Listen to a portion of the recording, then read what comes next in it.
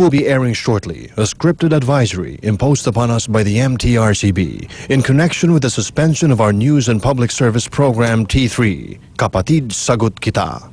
Pending before the Court of Appeals is a case filed by TV5 questioning the jurisdiction of the MTRCB. It is TV5's position that the MTRCB has committed acts of prior restraint which constitute a violation of the freedom of the press. The suspension order constitutes another act of prior restraint by the MTRCB.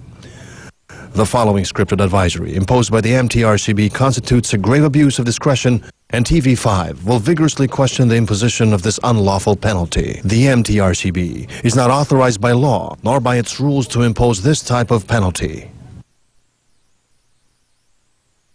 Ang programang T3 Kapatid Sagot Kita ay suspindido ng 3 buwan bilang parusa sa paglabag sa Section 3C ng Presidential Decree No. 1986.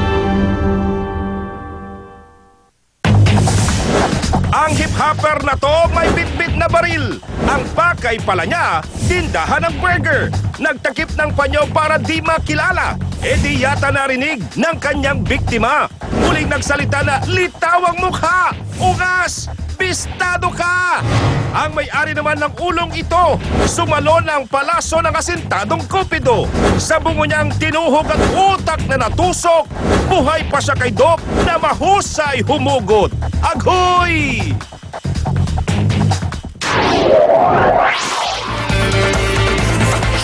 Hey, mamaya, meron kaming good news, ha? Good news! Good news. Very good news. Yes! Patas ang batas. Ay, Okay. Saan ba? Umpisa na. Sige, magandang hapon mga kapatid. Ako po si Rafi Tulfo. Patuloy niyong kasangga laban sa mga mandarambong. Pero kung dadapis kayo ng bagyong si Talim at magpapaulan, abay mag-ingat at baka tangayin ng baha ang inyong karyarihan. Ang bagyo hindi natin kayang labanan. Pero Tol, tapos na ang laban. Mga tiwali ay kaya natin daplisan ang kaliwat kanang Talim. Ako si Ben Tulfo, masayang-masaya ngayong araw. Sa pagitan ng balitean at bakbakan, may lambing na nangangailangan. Daring mga malulupit na balitang kailangan ng agarang aksyon. Stop ball! Imbes na ballpen ang hawak, tako at tisa ang inaatupag ng mga bulak-ball na estudyante. Paano ba naman? Isang tumbling lang ang bilyaran mula sa eskwelahan. Scratch na yan! Bisali ko nagsisinungaling ka talaga! Arestado! Pusher na sa kote sa bypass operation. Kaya ang most wanted na drug dealer sa Maynila, shoot sa kalaboso. Moonwalk! Wala po sa buwan ng eksenang yan, but only in the Philippines. Mga butas ng sidewalk na sinlaki ng tao, sinilip ng Metro Action. Never drained! Tubig mula sa Poso Negro, umaapaw sa Imbornal sa gitna ng daan sa Bulacan. To the rescue ang Metro Action para sa solusyon. Sa Metro Tulong, Cluster Youth Organization ng Caliraya Street Tatalon QC, may special request sa Metro Action. Sa Videolante, nakahambalang nasasakyan sa QC na sakit sa ulo at perwisyo sa mga motorista, iginarahe ng Metro Action. Ilang beses ko sinabi sa inyo.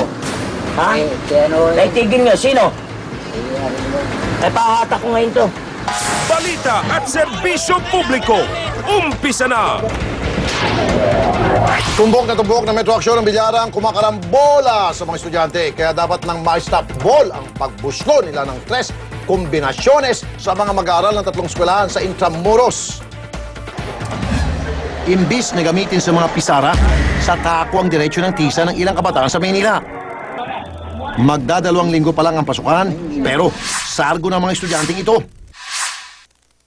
Napag-alaman ng Metro Action na kaya naman pala may ganitong extracurricular activity ang mga estudyante. Konting lakad lang mula sa kanilang eskwelahan, mararating mo na itong Better Bilyaran.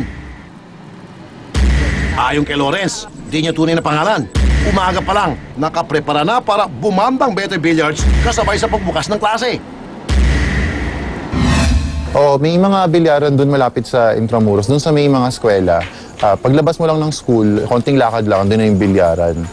Tapos umaga pa lang bukas. Batay sa Republic Act 1224, malinaw pa sa straight ball na ipinagbabawal na magtayo ng mga ganitong tambayan, lalo na sa laing 50 metro mula sa mga paaralan. Bukod pa rito, napagalaman din ng Metro Action na palya na pala ang permit ng bilyaran ito. Ibig sabihin, scratch na pala ang laro rito. Dapat. Kaya naman, bad shot ang mga gawain ito. Lalo sa mga magulang na dumidiskarte makapag-aral lang ang mga anak. Siyempre, hindi ako sang-ayon sa ganun na may bilyaran sa malapit sa school kasi imbis na nagko-concentrate ang mga bata sa pag-aaral, nahahati pa yung atensyon. Para sa akin, hindi dapat yun eh. Bakit po? Kasi yung mga batang estudyante, parang naaakit sila pagka yung malapit sa school ang Mukhang matindi ang pektus ng Bete Billiards. Tuloy ang laro kahit na paggigitnaan ng tatlong malalaking eskwelahan sa Manila. Bakit kaya tila sumablay ang mga matanang dapat na nagbabantay dito? Aber, alamin nga natin. Kaya nga tol, alamin natin mula kay Russell Bisabe, OIC Inspection Division ng BPLO. Magandang hapon po, sir. Sir Russell. Magandang hapon din po, sir. Okay, yung bilyaran po sa mga Intramuros na na-feature ngayon lang sa programang ito, paso na po palang permit at bukod pa dyan, napakalapit lang po sa mga eskwelahan. Bali nga po doon sa na-check natin na record, no? Bali, ang last permit po nila is year 2010. Posibilidad doon na hindi sila nag-file ng renewal dahil meron hong agreement between sa city at saka ang Intramuros Administration na pag hindi po sila nag-issue ng locational clearance, hindi po natin pwedeng renew ang kanilang mga permit. So, ibig sabihin yan, sir, dapat ipasara na. In the first place, bakit po sila nabigyan ng permit? Bawal po yan kasi dapat mahigit 50 metros ang layo sa mga eskwelahan. Yan, so, isang tumbling nga lang daw andun na sa bilyaring mga estudyante. At kanina, kitang-kita, bukod sa mga kalalakihan, pati mga kababayan na uniforme pa nagbibilyards. Opo, sir.